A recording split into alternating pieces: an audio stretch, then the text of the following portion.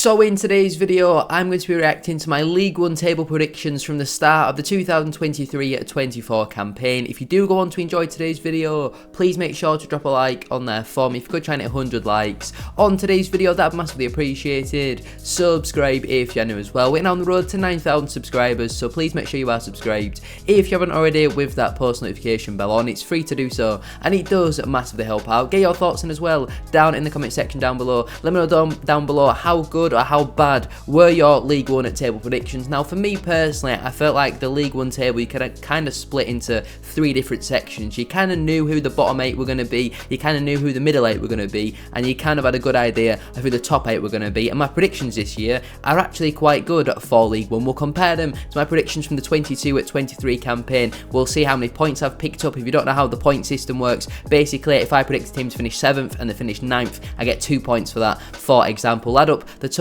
in the end and we'll compare it to last season. So make sure to drop a like on there for me, subscribe if you're new as well, and let's get into it. In at 24th position then, I predicted at Cheltenham Town. In the end they finished in 21st, so I was 3 places out on that one, but I predicted them to be relegated and they were in the end relegated, so I'm not too annoyed about that prediction. Obviously the loss of Alfie May, we all knew it was going to be massive for them, but at the start of the season when they went, was it 8 games without scoring a goal, the job that Darryl Clark did, he was so close to greatness with them. He has since moved on to Barnsley, and I do think Cheltenham are in a little bit of trouble going into next season. Losing your top goal scorer and your club captain to your rivals who are now in the division below you is a big sign of concern for me at Cheltenham, so I'm worried for them going into next season. This season though, I predicted them to go down. In the end they did go down and I was only 3 places out. In 23rd position I predicted Port Vale and they finished in at 23rd, so I got that prediction absolutely spot on. Spoiler alert though, there is only one other prediction that I've got absolutely spot on in today's video. Really happy with this prediction. I said in my original predictions that I think Port Vale will struggle because I don't see a goal scorer in their side, and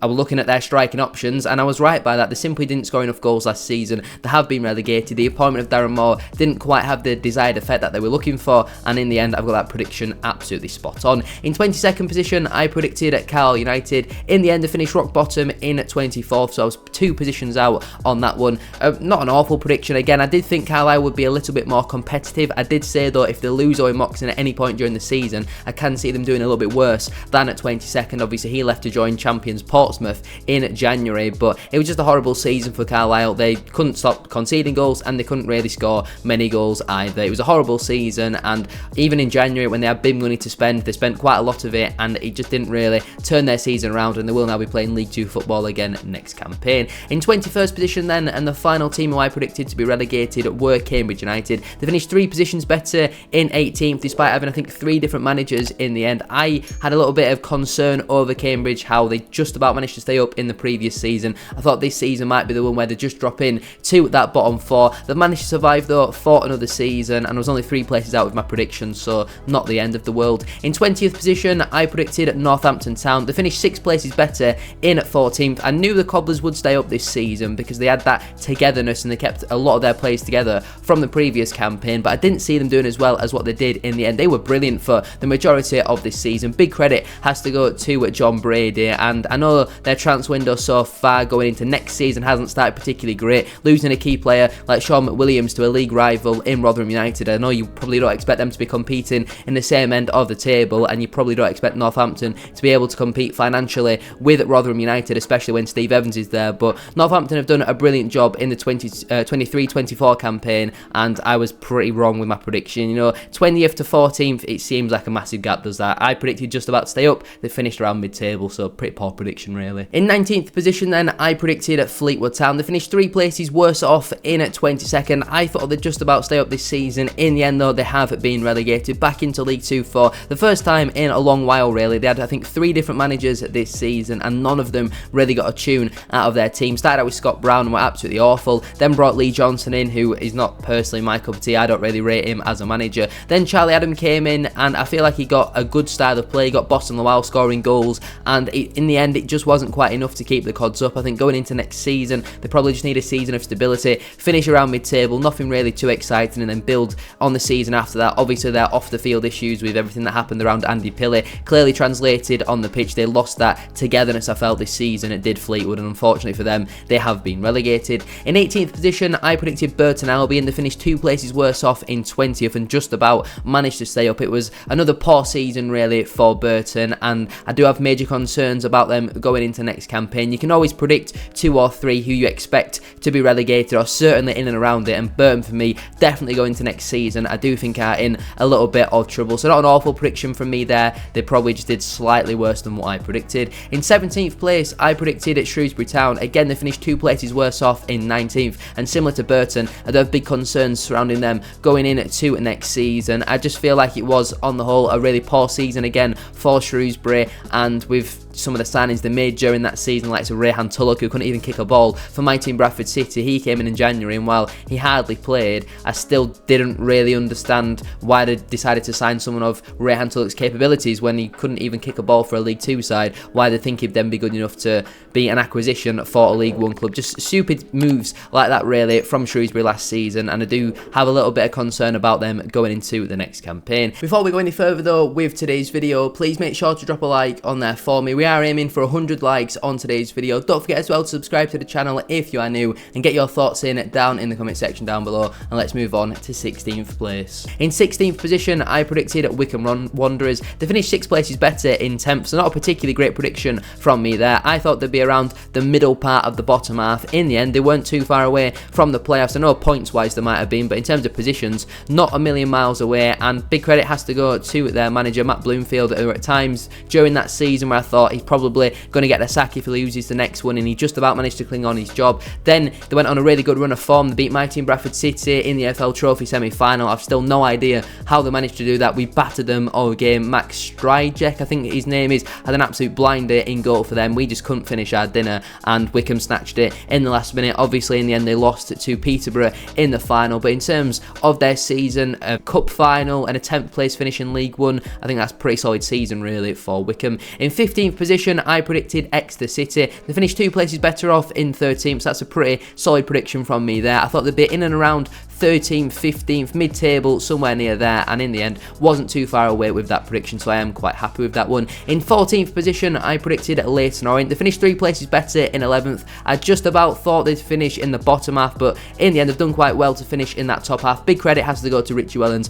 a man who I am a massive fan of. I think he's one of the best managers in the EFL, and I think when he gets that move from Leyton Orient, I think he will get a championship job, and I do think he will thrive at that level. The style of play that he's got Orient playing, if he has the money to spend, I think Leyton Orient could really challenge for a top 6 position next campaign. I think they were absolutely brilliant this season, and big credit has to go to Leyton Orient. In 13th position and completing my bottom half, I predicted Stevenage FC. They finished 4 places better off in 9th. At one point this season, it looked like they were going to sneak in to that final playoff spot. Obviously, during the last couple of games when it was kind of known Stevenage probably weren't going to make it into the playoffs, Steve Evans decided to jump ship, and again, I do have concerns surrounding them next season. I think some of their better players, like Jamie Reid, like Cal Gianni, will move on this summer and probably join Steve Evans at Rotherham United, and I do have concerns about whether Alex Ravel can galvanise that squad and get them going again at next season. But a really good season for first season back in League 1 to finish 9th. Obviously in terms of budget and the players they signed, you'd probably expect them to finish in and around there, but when you think Stevenage first season in League 1, with all due respect, I don't think when you look from the outside looking in, I don't think many people would have predicted 9th.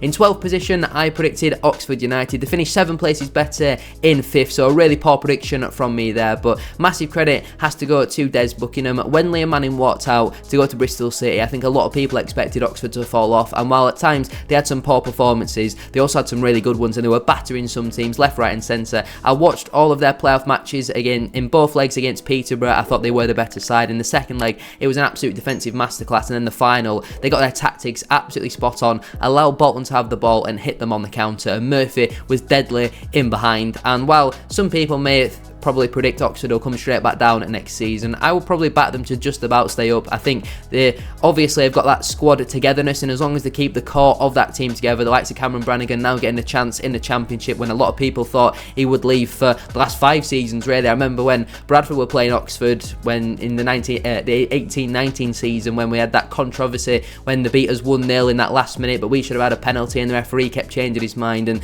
it's crazy to see how different both teams have moved on from that game, and it's not really got much relevance to the 23-24 League One table predictions, but every time I see Oxford I just think about that game, the 1-0 defeat.